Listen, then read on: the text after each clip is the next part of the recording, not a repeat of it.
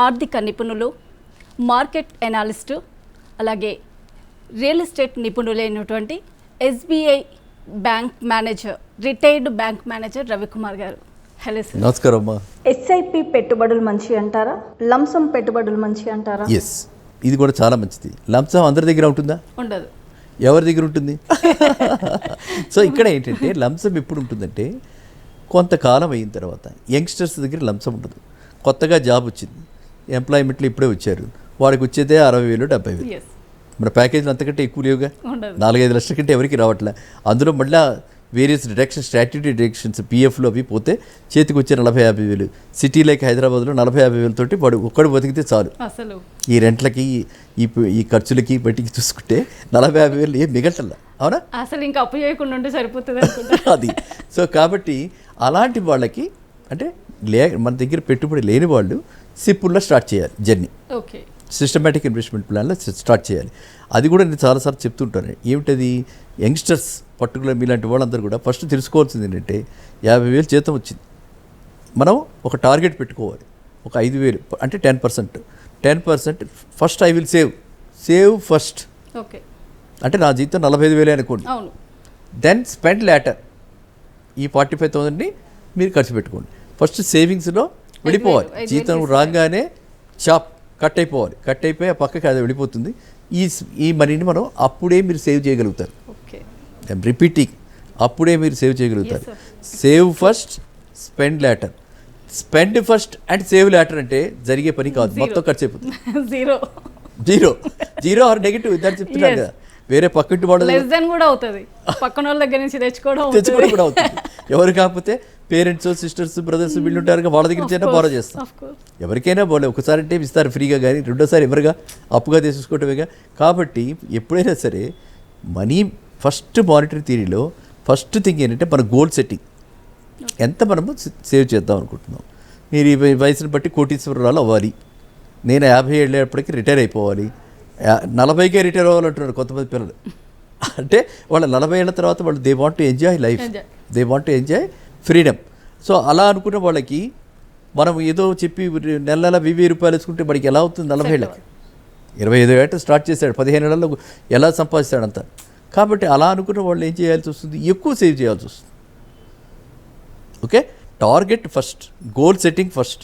Goal set చేసిన తర్వాత reverse journey. నేను ఎంత సేవ్ చేస్తే ఆ గోల్కి వెళ్తా.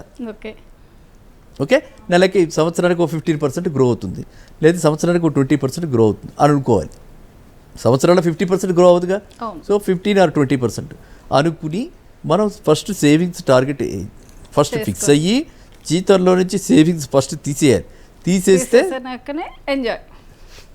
అప్పుడు పక్కింటి వాళ్ళు, వెనకింటి వాళ్ళు, ఫ్రెండ్స్ వాళ్ళు వచ్చి ఖర్చు పెట్టమని అడిగినా మన దగ్గర డబ్బులు లేవుగా, టైట్ అయిపోయిందిగా. ఎప్పుడు కూడా టైట్ రోప్ వాక్. మార్కెట్లో ఎప్పుడు కూడా ఎవరైనా సరే, సమాజంలో ఎవరైనా పైకి వచ్చారు అంటే వాళ్ళకు ఒక డిసిప్లిన్ ఉంది.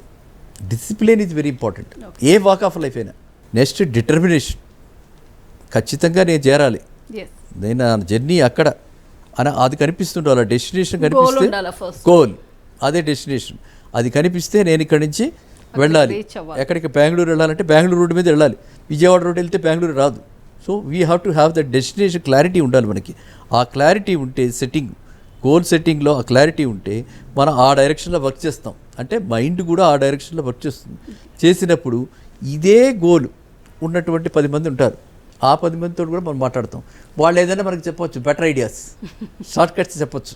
జనరేషన్ అంతరికి కూడా information is power, knowledge is power. పాతకాలం, ఇప్పుడు ఇన్ఫర్మేషన్ ఇస్ పవర్. ఎంత ఇన్ఫర్మేషన్ ఉంటే అంత పవర్. ఆ పవర్ తోటి మనము ఇవి కల్అవుట్ చేసి ఒక డెసిషన్ తీసుకుని మనం ఆ విధంగా ముందుకెళ్ళాలి. వెళ్తే ప్రతి వాళ్ళు కూడా అంటే అసలు ఫెయిల్ అయ్యే అవకాశం ఉంటుంది. ఒక 15 ఏళ్ళు మనం అనుకున్నాం, ఇంతకంటే 25 నుంచి 40 ఏళ్ళు, 40 కాకపోతే 42 అవుతుంది. అంతే తప్పితే వాళ్ళు ఆ రీచ్ కారు, ఆ గోల్కి రీచ్ కారు అన్నది మాత్రం జరగదు. ఖచ్చితంగా జరుగుతుంది.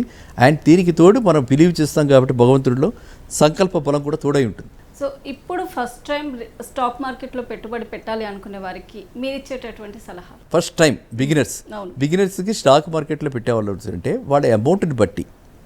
First thing amount. బేసిక్గా 500 రూపాయలు నుంచి స్టార్ట్ చేసి మనము సిప్పుల్లో పెట్టచ్చు. Systematic investment plan mutual funds ద్వారా పెట్టుకోవచ్చు. ఓకే. అది చాలా భద్రతతో కూడిన వ్యవహారం. అది చాలా జాగ్రత్తగా రీసెర్చ్ చేసి మన డబ్బును వాళ్ళు జాగ్రత్తగా చేస్తారు కాబట్టి అవి వేరియస్ కంపెనీస్ ఉన్నాయి. ఆ కంపెనీస్లో మనం చూసుకుని మనం పెట్టుకోవచ్చు. అందులో కూడా నిషి ప్రొడక్ట్స్ అని కొన్ని లార్జ్ క్యాప్, కొన్ని స్మాల్ క్యాప్, కొన్ని మిడ్ క్యాప్, కొన్ని కొత్త కంపెనీస్కే ఇలా కొత్త న్యూలీ వచ్చే ఐపీఓస్కే సబ్స్క్రైబ్ చేసేటువంటి మ్యూచువల్ ఫండ్స్ ఉన్నాయి. అలాంటి వాటిలో మనం పెట్టుబడి పెడితే భద్రత ఉంటుంది, రిటర్న్స్ బాగుంటాయి. ఓకే. ఓకే. సో అది ఫస్ట్ టైమర్స్ బిగినర్స్కి. ఇంకా ఆల్రెడీ పెట్టేసి ఉన్నారు, లేకపోతే మన 500 రూపాయలు కాకుండా వాడికి ఆల్రెడీ ఒక 5 lakhs ఉంది చేతిలో డబ్బులు, లేకపోతే 1,00,000 రూపాయలు ఉన్నాయి డబ్బులు.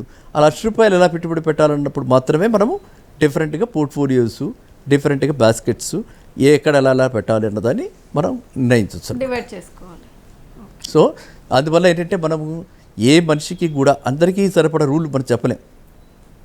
It cannot be. అది ఇండివిజువల్గా ఎవరెవరికి ఎలా కావాలి, వాళ్ళ యొక్క ఏజ్ ఎంత, 70 ఏళ్ళవాడు, 65 ఏళ్ళవాడు, రిటైర్ అయిపోయి కూర్చుని వాడు ఇప్పుడు స్టార్ట్ చేస్తే ఎప్పటికి చూడాలి. ఓకే. సో మనం దాన్ని బట్టి బేస్ చేసి ఏజ్ ప్రొఫైలింగ్ అంటారన్నమాట. ప్రొఫైల్ని బట్టి ఏజ్ ఏమిటి, ఇన్కమ్ ఎంత, సేవింగ్స్ ఎంత, దీన్ని బట్టి ఆ సేవింగ్స్ని ఏ ప్రొడక్ట్స్లో పెట్టాలి ఓకే. అలా నిర్ణయించాలి. కానీ ప్రతి వాళ్ళకి సరిపడగా ఒక చిన్న ఫార్ములా లాగా, మ్యాథమెటిక్ ఫార్ములా లాగా A+B² లాగా అలాంటివి ఇన్వెస్ట్మెంట్లో అలాంటివి ఉండవు అనమాట.